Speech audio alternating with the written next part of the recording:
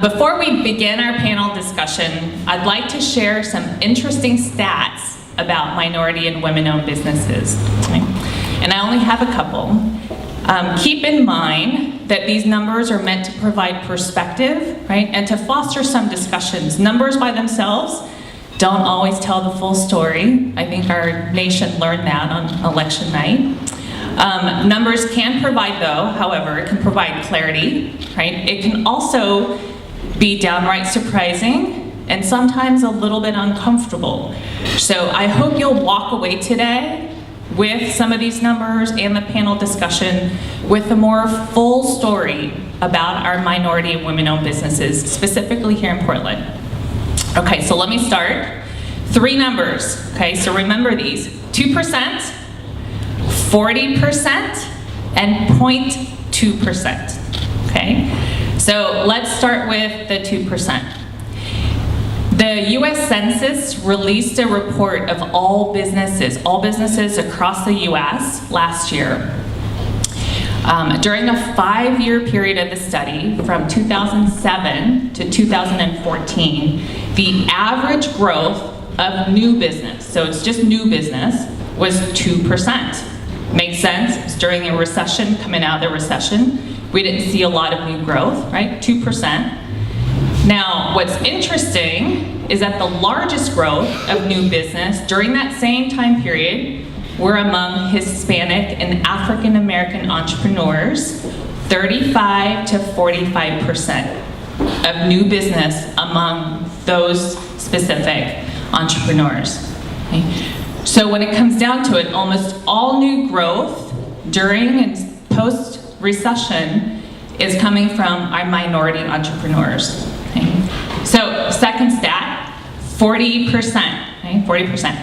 The census, the same report, says women-owned business will account for 40% of all business across the country by next year, just around the corner.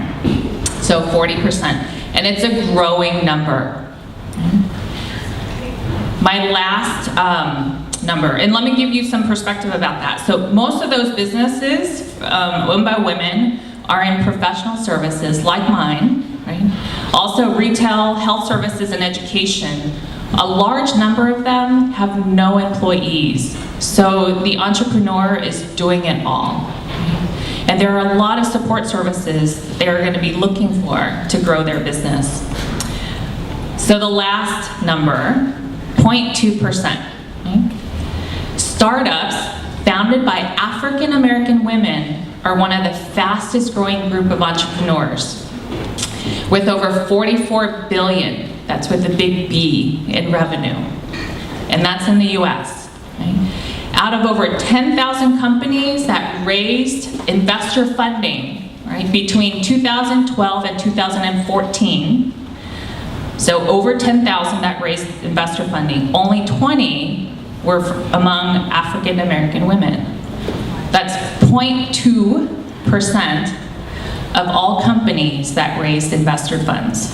Now, 0.2% is closer to 0 than it is to 1%. Right, so it's almost none. The average funds raised were $36,000. $36,000 for a startup, I think some of us in the room can agree, could go a long way. But $36,000 compared to the average funds raised by companies is $1.3 million. So we have a long ways to go there. So all of these numbers, the 3 that I shared, convey part of the story. And minority and women-owned businesses are growing, especially in cities like Portland and Seattle. That may take some of you by surprise. But we actually have, in Portland, a larger percentage of growth than we do in other cities. If Portland wants to see job growth and companies that are committed to their local communities, we need to provide more and better services for these entrepreneurs.